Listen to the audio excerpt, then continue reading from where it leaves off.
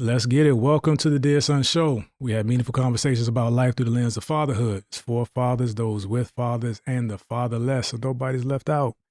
These are the conversations I want my sons to access as he grows through life, so no topics are off limits. I'm one of your hosts, your only host tonight, D. Johns.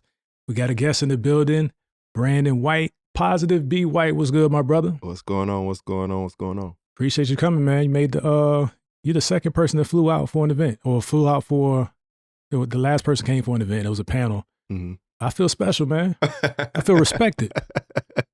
As you should, man. You're a king, so you should feel respected. We start with flowers. It's gonna go well. It's gonna go well, man. How was your flight?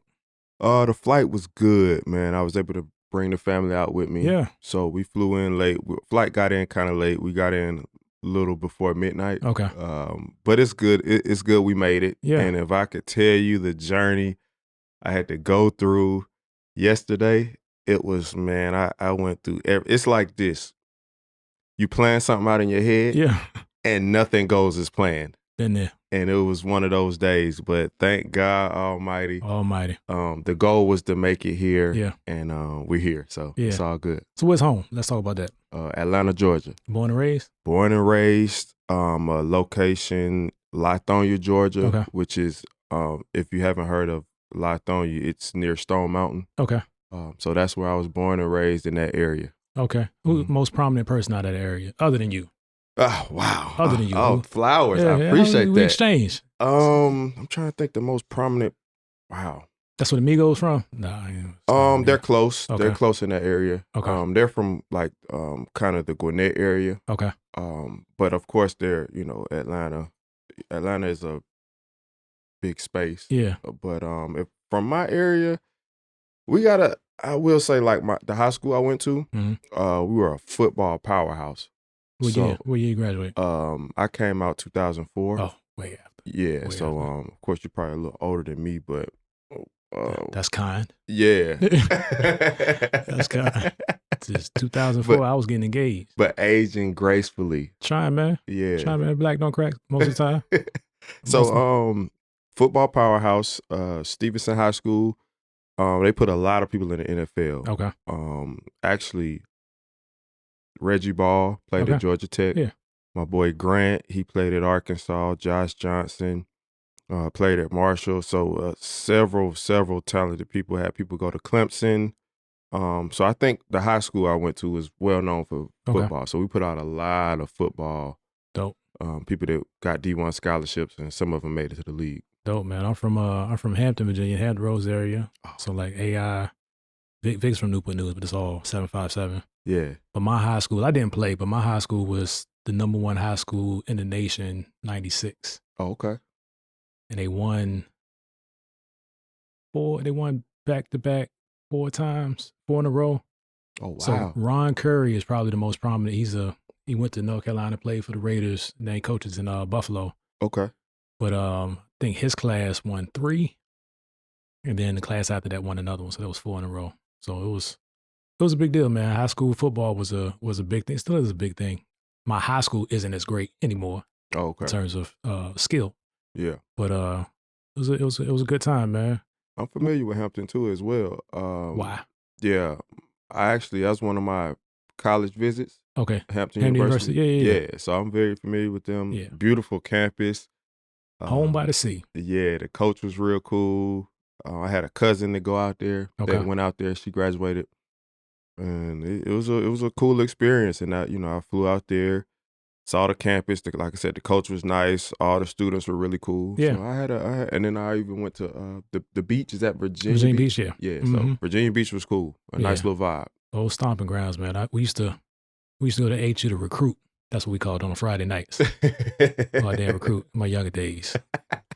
Life was loose. Life was loose then. But no, HU is a great school. It's the real HU to me. I don't have any stake in it. Like, they call Howard, the battle between Howard and Hampton as to who's the real HU. But I enjoyed my time in Hampton. What was life like growing up in Lithonia? Lithonia was cool. Oh, it's Lithonia. Lithonia. Let me get it right. Lithonia, however you want to pronounce it, however it rolls. We'll pronounce how I pronounce. But it was cool. Grew up in a 2-parent household, me Okay. and my sister, my older sister. But life was cool. We moved around the Lithonia area. I actually went to like 6 different elementary schools, Oh 5 or wow. 6 different elementary schools. So we moved around a lot when I was, coming up. But it was cool because we had a good family, Yeah. um, good family upbringing, and I have cousins everywhere. Gotcha. So grandma's house, on Thanksgiving, Christmas, and then I was always at my cousin's house. So growing up was cool, and I was always in sports. Okay. I played football, basketball, baseball, and ran track. So sports helped me integrate into moving around a Yeah. lot. Yeah. So the good part about it was I had a lot of friends in a lot of different areas. Yeah. So even if we moved, I would always be going to practice, football practice. So I would always have friends around me. So that was one of the things that helped me while we were moving around. And it was cool. Childhood was fun. I mean, I don't want to say typical, but outside all the time, Yeah. running up and down the street, but you had to get home before the Street street lights lights. for sure. Know that. And if you didn't, it was a problem. Know So that. Yeah. a couple times I was on the fence about, getting home, but my parents was cool. They was like, all right. Made it in. Just barely. Just barely. Yeah, for sure. Man, the last episode that we did, they actually dropped the day that at the time of this recording, we were talking about some of our less honorable moments. Mhm. And just thinking back to high school, man, I had a ball. Yeah. So I got 5 kids. I got 21, 19, 17, 11, and 10. Oh, wow. And my 17-year-old is my oldest son, and he's a senior. Yeah. And I'm just looking like, hey, you ain't taking advantage of nothing, bro. Not that I want him to. Mhm. And I think he's beyond it now, but like one of the stories I told was about me and my partner cutting class. Yeah. Like weekly cutting class. And I'm like, man, y'all don't, like, bro, you don't even know how to get into trouble. I don't even know how to worry about you. You're not even actively seeking any kind of trouble, which is good. Love my sons, man, but That's good. he's the reason I started the podcast, man, making sure that our relationship improved from me and my dad's relationship. And I always try to watch how I frame it because I had a great dad. Oh, that's good. He had morals and principles that he stood on. He was in the house. Mhm. I didn't necessarily care for his morals and principles because I just thought I should do different. And I kind of put a strain on our relationship, and it made sense when I got a family. I was like, oh, this is what Yeah. this is why you have hard, fast rules, because you have to. Right. And then if something gets tested, you look at it and see if you need to adjust, but Mhm. you got to have a standard. What was your pops like? My pops was cool. Even to this day, me and my pops have a great relationship. Dope. My dad was definitely a pops. You know what I mean? And I say that in the sense that as I've gotten older, our relationship has changed. Okay. Because it's, I'm older, he's older, so it's not necessarily the disciplinary. Yeah. But growing up, he was a cool pops. You know Okay. what I mean? Like, and I want to shout out to the father figure apparel Reggie George. brand. Shout out Reggie. But pops was cool, man. He definitely laid down the rules. Yeah. But he also gave me the opportunity to fail in controlled environments, if that makes sense. Absolutely.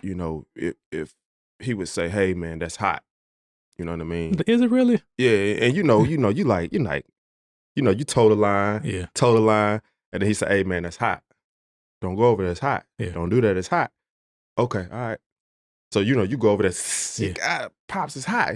I told you. Right. So, Confirm. but that's kind of how he was, and he let me fail in controlled environments. I love it. But as you grow older, you say, "Wait a minute, pops." His voice would be in my head, and like if I was thinking about doing it, he always used to tell me, "Just think about what you're doing. Yeah. Just before you do it, just think." Yep. So now, as I get older, like I can understand those principles, like you said. Sure. So before I do something, you just think and try to make a conscious decision about what you're doing. How important were those, that echoing voice in your mind as you move through late teenage years, early 20s? Because you ain't more than, you 30 something now? Almost 40. Almost 40. Yeah. Almost 40. Almost 40. Yeah. But how did those moments, those lessons carry you as you were figuring out manhood? I will say this, that echoing helped keep me out of trouble to where I didn't pick up any felonies. Sure. So I think a lot of it was, even in high school, like, we had our fun. We did things. We had fun. We did normal, typical things that high school kids would do. But like certain things, if I knew it was on the line, I'd be like, nah, I'm not doing that. Like, and his voice would be echoing. Sure. And I was like, nah, I'm not gonna do that. Y'all go ahead. And even to this day, I'll sit down and have a conversation with him. Like, I appreciate what you did. Yeah. And at the time, you don't really understand it. But like you say, as you get older and you have a family of your own, then you start to understand and realize those principles and why it's so important. Yeah. Did you go to college? Yes, I did. Do sports or?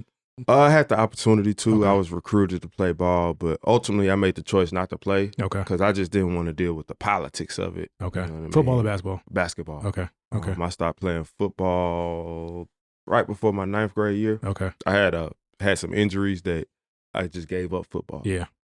I was good, but I salute to all the fellas who are playing in the NFL and college, because, man, it's taxing on your body.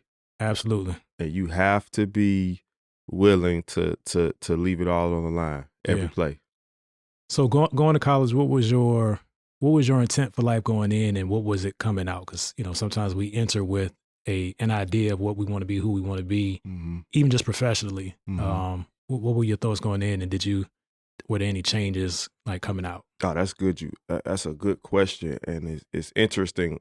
Going to college, I actually majored in computer science. Okay. But probably after a few months and taking those introductory courses, I said, wait a minute, let me change this up. Because I realized it was going to be a lot of math. Yeah. And a lot of numbers. And I'm decent at math, but I'm not like a mathematician. Sure. And I switched to business, marketing. And Same. Yeah. I started off as an engineering major. And let me ask you this, and I want you to continue your story, but why did you pick, you said computer science? Computer science. What was the influence that put you on that path? Well, technology, the internet, and all that stuff was booming. Yeah. And it was on the up. Sure. So it was like, man, I probably need to learn all I can with this, because I think this is the wave of the future. Sure. And ultimately it was the wave of the future. But, I don't think I made a bad decision by switching to business, but I think I made the best decision for me and what I wanted to do. The reason I asked is because I started as a environment engineering major, which was relatively new. It's akin to chemical engineering because my dad recommended it. Okay. Like I wasn't necessarily thinking, I knew I was going to go to college, but he was like, you're good in math and science, chemistry and all these other disciplines. You should do that. I was like, oh, sure. Yeah. Number one, my first semester I flunked out. I went to Old Dominion University. Okay. And Old Dominion is a very loose school. I mean, the girls from my high school would stand across the hall. We had co-ed dorms by suites, not by floor or by this hall or that hall. Nah, it's two guys, like two rooms with guys connected by a bathroom, 2 rooms with girls connected by a bathroom. Oh, wow. My RA was a woman. Oh, wow. So it was that shock of having freedom. I had a car. And by all accounts, I was prepared for college because my grades were straight, 11th and 12th grade. I had all the tools. I just wasn't prepared for the freedom, and I mismanaged it. So I flunked out and ended up getting a job. And I won't belabor the story because it's in other episodes, but I had to get a job, ended up working full-time, going to school full-time. Being an engineer, when I was paying for it, realized that was going to be the most miserable life for me ever. So I switched to business and marketing, and I excelled in it. Never actually worked in that field, but I love business. I love connecting people and ideas and products and services. So, but you switched to business, and where did that take you? Well, I think it gave me an overall view of what I wanted to do as far as being a business owner. Okay. And so you from the jump, you wanted to be a business owner? Yeah, even in high school, I knew I wanted to be a business owner in some form or fashion. Yeah. And not necessarily meaning just running a Fortune 500 company, Sure. but just knowing the principles of the groundwork of how a business worked. And I actually enjoyed it. You know, I actually learned how. And then let me back up a little bit.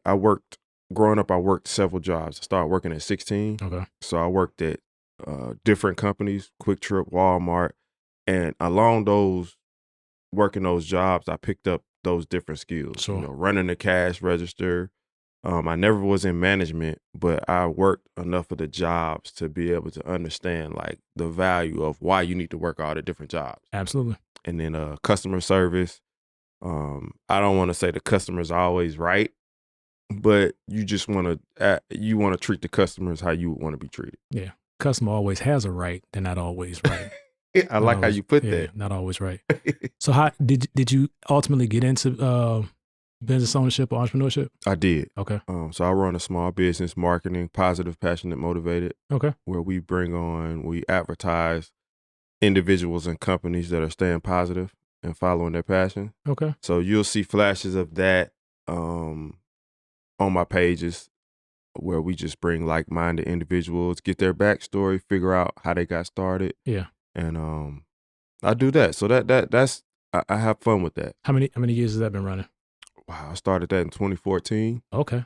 So you've been through the yeah. through And the paces.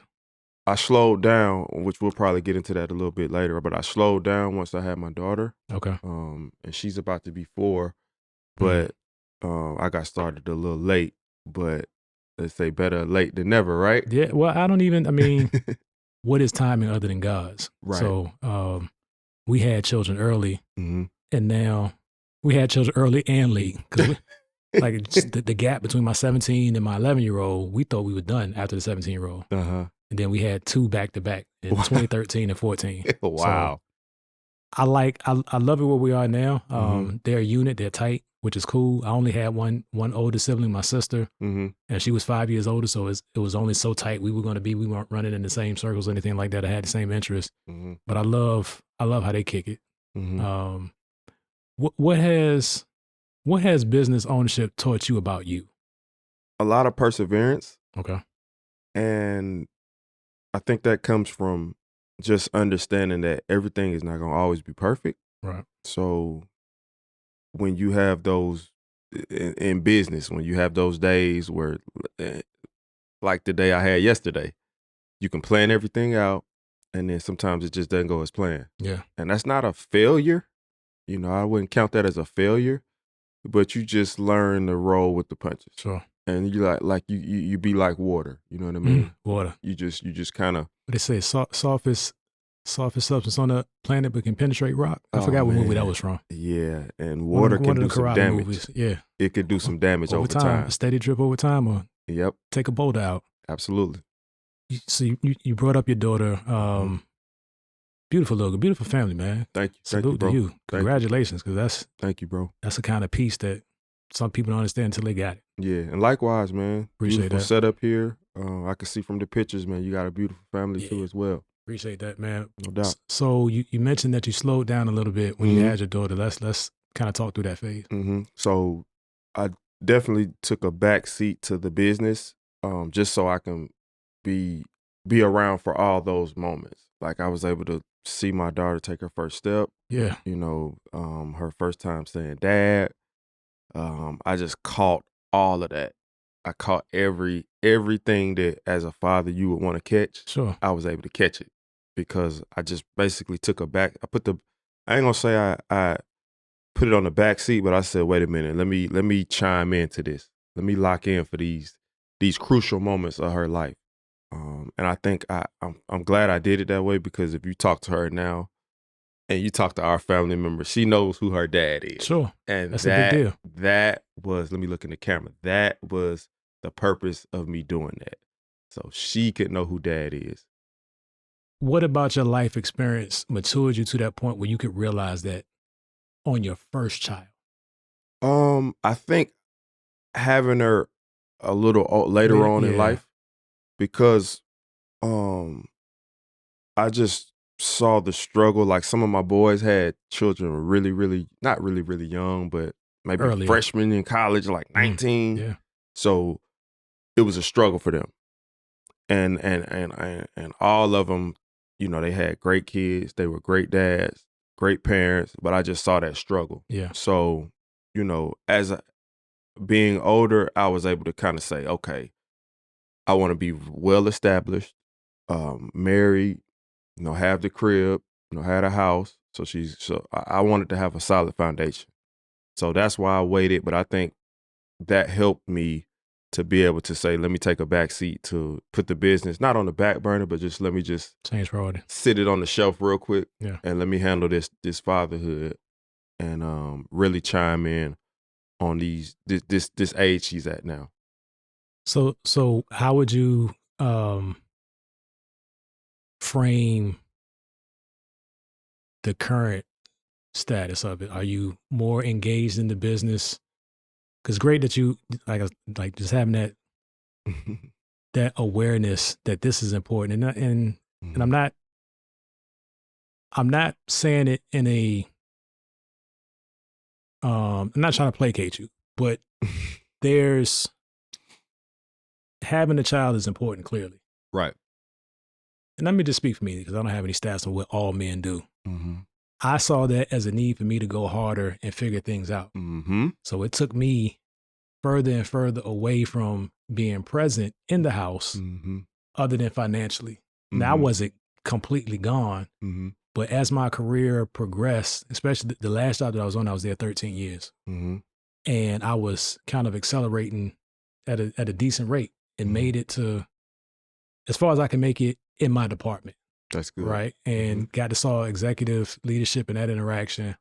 But I looked up and I won't say I didn't know my family, but I realized that I was prioritizing income over their stability. Financial stability kind of trumped everything for me at the time. And we started having, I got married when I was 25, and it was a blended family. So my oldest daughter was a package deal, and then we had children every 2 years after that. Well, 2 years after that, and then 2 years again after that. Then we had a break, and then we had child. So it's like moving around, living overseas. It's always been life events for us tied to my career. Okay. So and I don't know if you're back on grind mode or how are you managing that process of getting back to business? Oh man, it's this year. Yeah, this gonna be the year. let's get it. This gonna be the year because I'm in grind mode right now. Okay. Because I've been busy. Like this January started off with a bang, in the sense that I just been busy. Like I'm speaking at the banquet for Stevenson High School. Okay. But it's been released the book, fourth book, but it's been a roller coaster in a good way because things have just been coming in, and it's time. It's go time. Yeah. Like they say, it's time to go. But I'm having fun with it because it's like, all right, I took a little break, but now it's time to get back in the driver's seat. Yeah. And foot on the gas, as my boy Mal would say, foot on the gas. So it's fun, but now it's go time. 2025 is go time. So are you, and I'm gonna ask it, I kind of think I know the answer. Are you conscious of how that change is impacting your daughter? Or if it is, how you managing through it?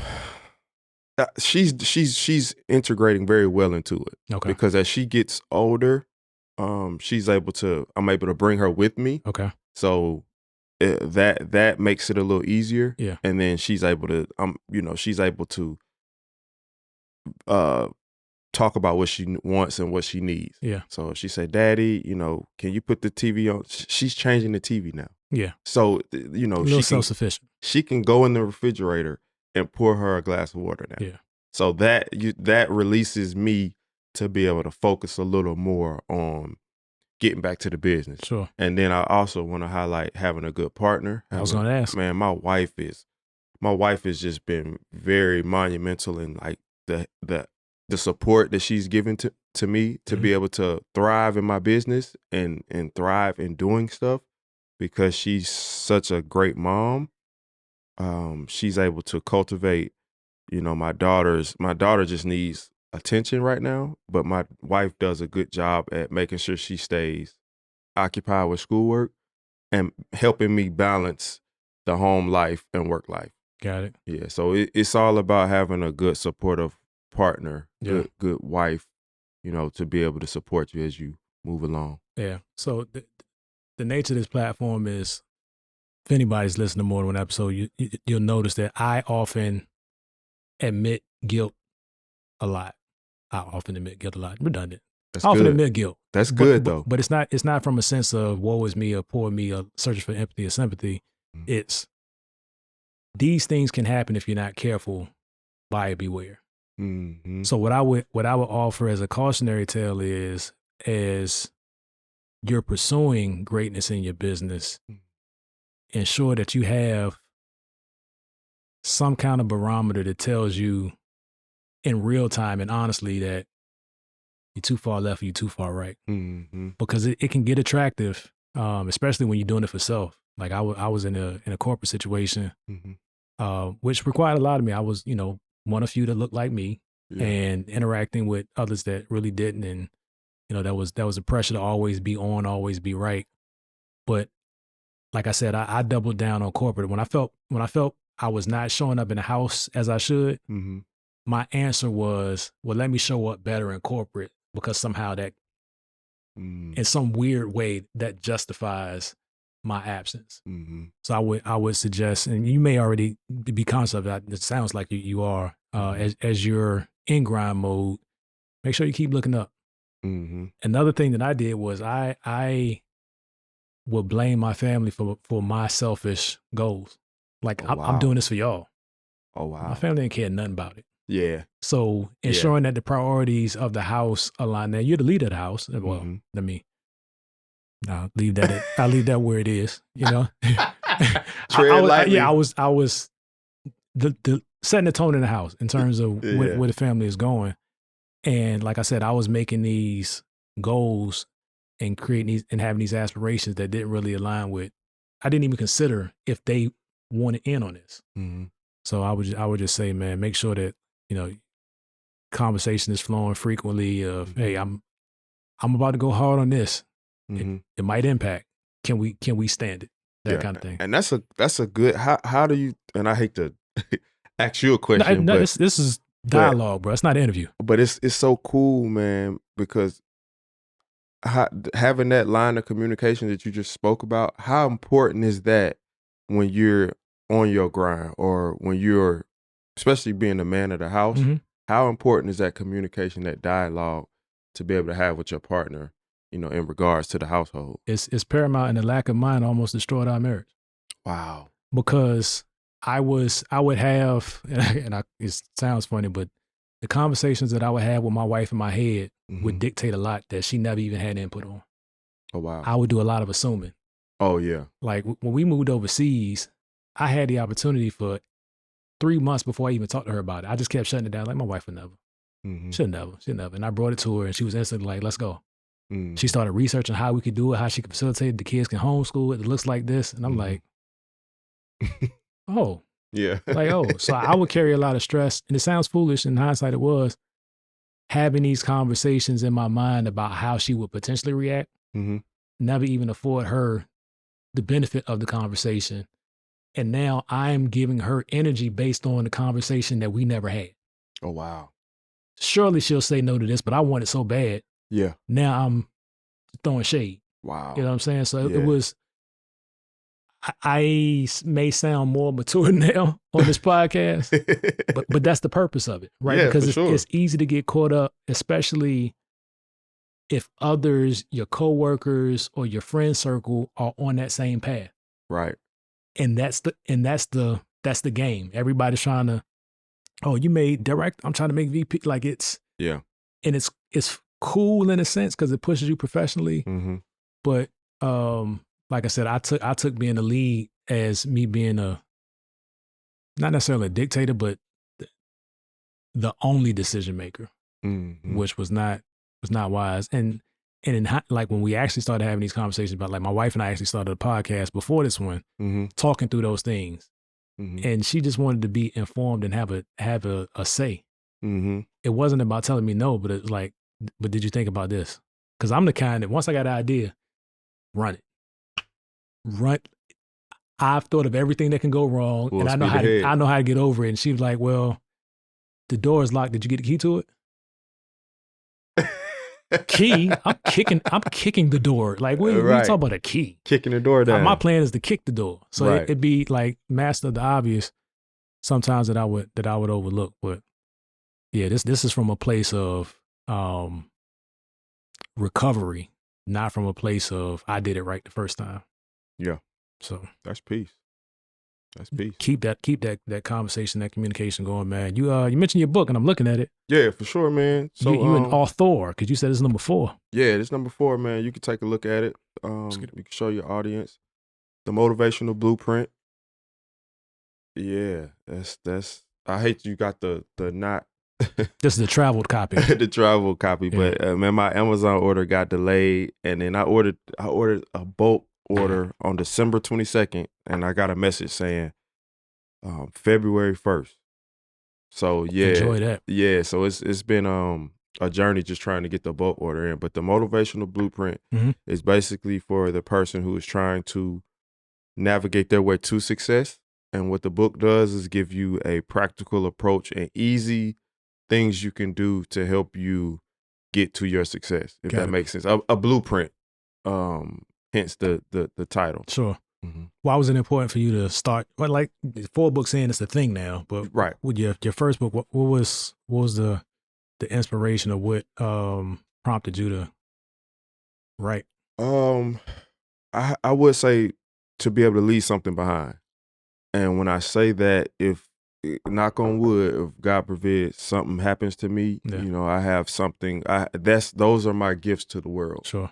And also, if let's just say me and you never met face to face, you have a way that you can at least figure out what's going on in my head. Sure. You can see what my thoughts were or what my thoughts are, and you'll just have like something to go by, something tangible that you can say, oh, okay, let me check out this book. And now you have a sneak peek into what's going on inside my head. So that was one of the goals, to be able to, my goal in the authorship. Yeah. What did this book teach you about you? This book is funny because I think I put so much into this book. With it being the 4th, I had the first 3 to be able to help me nourish the things that's going on in my head. So with this book, I took time. So if you open up this book, and I want to give everybody a look at it, but it's got pictures in here and all type of things, and it's just I really took my time with it. And at the end, it's a quote that I leave to readers to just help keep them inspired. Sure. And then man, it's a chapter in here. My favorite chapter in here is, I think it's chapter 8.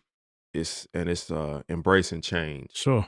And the reason I think embracing change is so important is because life is just constantly changing. It's constantly, things are evolving. You know, everything is nothing is constant. You know what I mean? But change. But change. Yeah. So in the book, that chapter, it just helps you to process change mentally and embrace it. Gotcha. Because it's gonna happen, and you just want to be prepared for it. Gotcha. So that's why I like that chapter in this book, because it helps you embrace that change. Gotcha.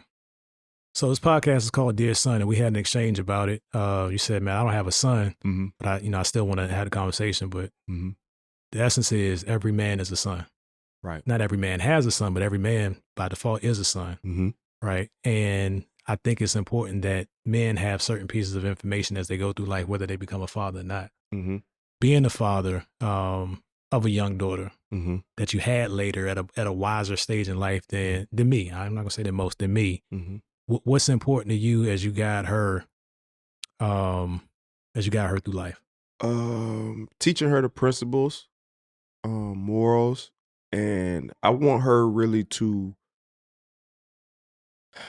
enjoy her space and enjoy her journey. Yeah. Not my journey, her mom's journey, but her journey. I want her to find out what makes her happy, what she enjoys, whether it's sports, learning, just being creative, or whatever she wants to do. Yeah. So I'm just teaching her. I want to teach her as she grows older, just to look, hey, life is always going to be changing, but daddy's always going to be here. And then the thing about it is, I want to give a shout out to my boy again, Reggie, and then you as well. One of his quotes is, "Be present, not perfect." Not perfect, bro. So just that quote, I don't have to be perfect. Yeah. But as long as I'm present and she can touch me, hey, if she has a question about anything, yeah, Dad got you. Or if I don't know the answer, I'll point you in a direction to where, you can find that answer. But my job is to help cultivate whatever you want to do. Yeah. I'm here to help you, give you wisdom, valuable insight, and of course, foot the bill right now. Little broke bestie.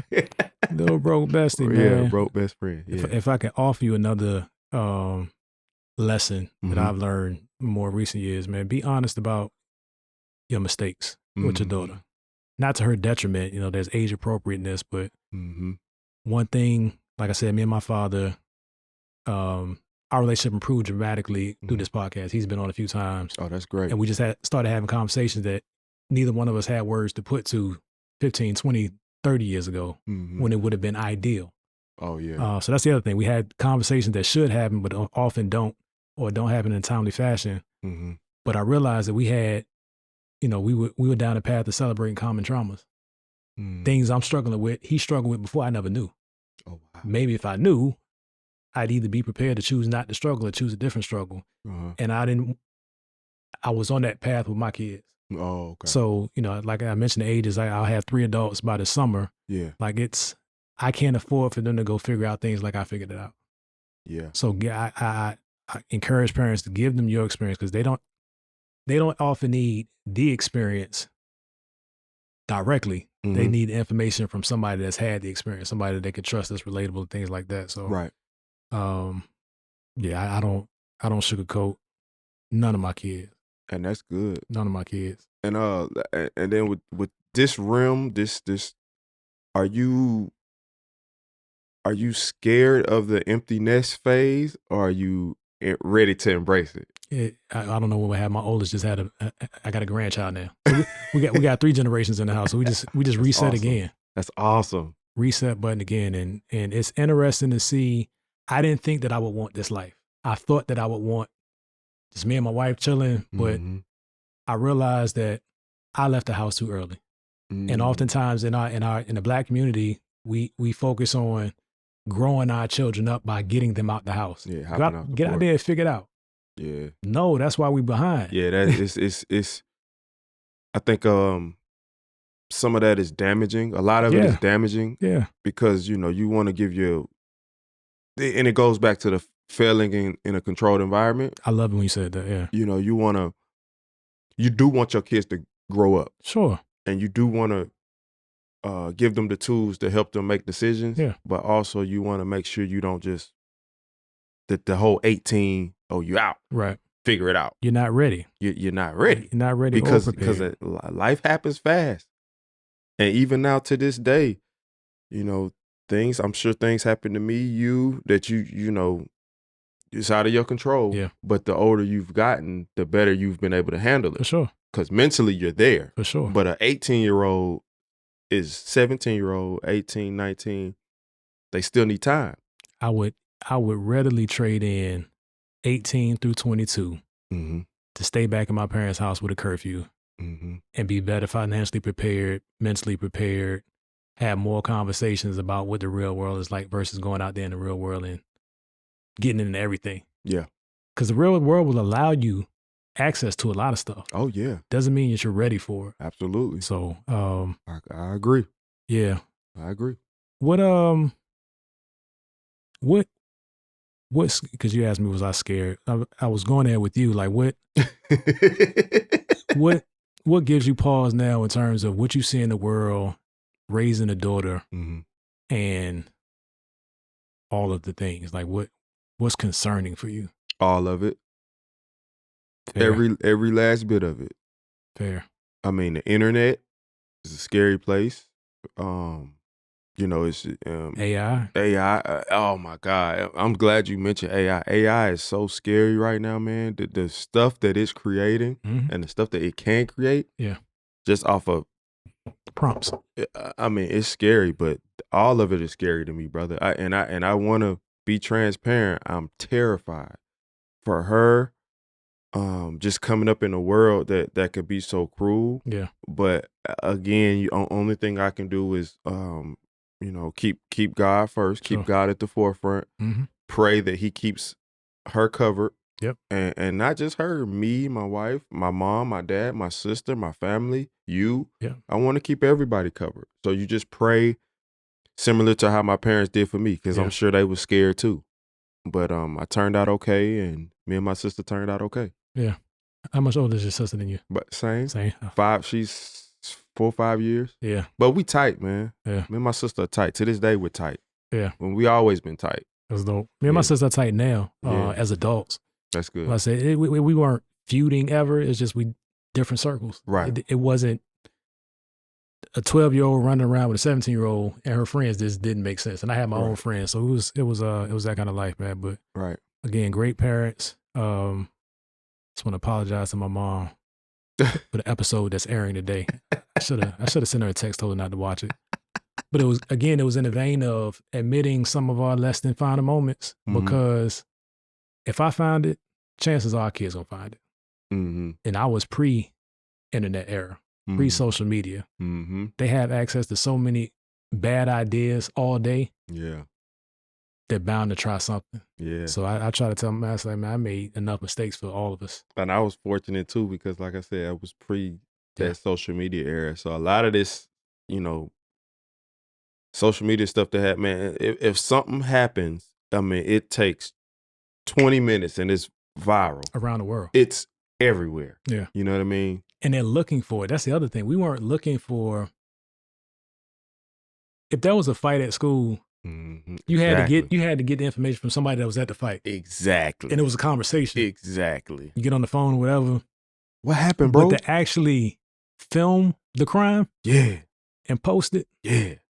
And then the violators are showing their crimes now. Yeah. Like this is it's nuts. They go viral and then they get in trouble. Yeah. And they be like, the reason we found out is because you went viral. Yeah. And you posted it on your page, and it's just, and then like what scares me the most, bro, can I be honest? Let's do it. It be videos of people literally dying. Yeah. And instead of them helping the person, gotta get the footage. They filming it. They gotta get the footage. And it's like, bro, help them. Yeah. You know what I mean? I don't even understand how they, like, one thing that's important to me is my kids understanding the value of life. Because so many children, their ages don't even have a concept of the value of life because of that. It's so desensitized that it's just a moment. Man, he died. I'm like, people be getting, it's crazy. People be getting stomped out. Yeah. And you be like, it's 5 people stomping on somebody. And you like, bro, y'all recording it, but the dude his face is open. I mean, I don't know. Now I can't get into art because sometimes people be done did stuff that you don't know the backstory. Repercussions, but at the same time, bro, like, it's gotta be a better way. You know what I mean? Yeah. It's gotta be a better way. Man, enjoy this conversation, man. What do you wanna lead the people with? What are your parting thoughts? 2025, just stay inspired. Stay inspired. My boy E like to say, we call him Mr. Intentional. But you just stay inspired and just be ready to embrace change. I'm smiling because that's what I posted on my status. my I had the notes and IG. Yeah, word. Inspired. Wow. It was 24 hours. I don't know if it's still up there, but that's what I put up there yesterday. Great minds think alike. Everything's aligned, man. I'm no longer running from things that are connecting in a divine way. Mm-hmm. And I'm not trying to be overly anything, but I've doubted the platform. Like, I've gone through that period where you start something, you got all the excitement and the vigor, and then you kind of when it's up to you to believe and nobody else believes, that's a tough place. Okay. But I'm clear on what the impact of this will be. and what it needs to be, and I'm clear on the mission, and that this is with a servant's heart that is happening. Mm-hmm. Then the money gonna flow. Yeah, It's then gonna like flow, I said, but bro, stay inspired, man, because eventually it's gonna pop. yeah. And you got the setup. And let me commend you on. First of all, I just want to thank you for giving me the opportunity to come out Absolutely. and be able to share your space. But when I say the clarity of the equipment, the professionalism of the videos, man, every time I see them, it's always consistent. Just keep doing what you're doing, bro. Appreciate it, man. Just keep doing what you're doing. Appreciate it, man. I learned a lot, man. Them early videos. You got to start somewhere. Yeah, though. you gotta start somewhere. I guess that's my part where it's just get started, man. Because I hemmed and hawed on this podcast for you. I put my trailer up a year before I put up my first episode. So when something's on you that you can't shake, Mm-hmm. and you see how God is operating and giving you signs, man, you gotta go at it. Yeah, for sure. Gotta go at it. Doesn't mean that you're gonna be the most popular, the most paid, but it's part of your process. Mm-hmm. Or it might be a loss leader to something else, but I can't. After what we've been through in life as a family, I'm not missing any opportunities that don't, put us in a bad position. Right. So yeah, that makes sense, bro. Get into it, bro. What's your IG? Positive Be White. You can follow me on everything. I just joined Fanbase. Go ahead. Off camera comments. Like I want to stay positive because I know it's Black owned and it has potential. Mm-hmm. I got on a couple years ago and I couldn't really figure it out. I need to revisit it. Yeah, I'm trying to figure it out now. Yeah. I'm like, I just got on, so I'm trying to figure things out. Yeah. I can't quite get my hands on it, but I will try to give it time. Yeah. Because I feel like it like you said, you want to support. Yeah. So, because we on all these other social media accounts. And we don't own none of it. I think he just posted something that it's top 10 in social app download. So there's something there, and 2 years is a long time in terms of technology. Yeah, and then you gotta remember like the TikTok scare. Yeah. And it was probably a good thing for him and the platform because it just lets you know that, man, if a platform goes down, what you gonna do? Yeah. So we own none of that data. Yeah. It's I'm frustrated now as a content creator, but I used to like look at people with a side eye complaining about a free app. Right. Like the app is free, bro. It's free promo. Anywho, since we're talking about books on this episode, my wife's book, Love Keisha J, you can find it. First of her children's series, and I always want to get the name right, Chocolate Princess Collection, Volume 1, Princess Mocha. And actually, I'm going to gift this to you because you got a baby girl in there. Oh, man, appreciate that. She'll enjoy hearing that, and she'll enjoy reading it one day if she's not already at that level. Yeah, shout out. Thank you. I appreciate that, bro. My wife is very dope, and I got to get her back in her creative space. So that's peace. Trying to make some things shake. My book is an ebook that I need to turn into a hard copy. I've had some requests about that. But it's Dear Son, 20 Life Prompts to Facilitate Effective Parenting. It's it gets into like you said, gets into the mind of me and gives you some exercises to do some work with you and your family. Awesome. And good feedback. I don't promote it like I should, but I need to do more. Hey, look at me, and I don't like that. Oh yeah, so I feel you on that. We got to get there. Got to get there. But yeah, support the Blacks. For sure. We're Blacks. So that's going to do it for this episode. We appreciate you guys. God bless you. Peace.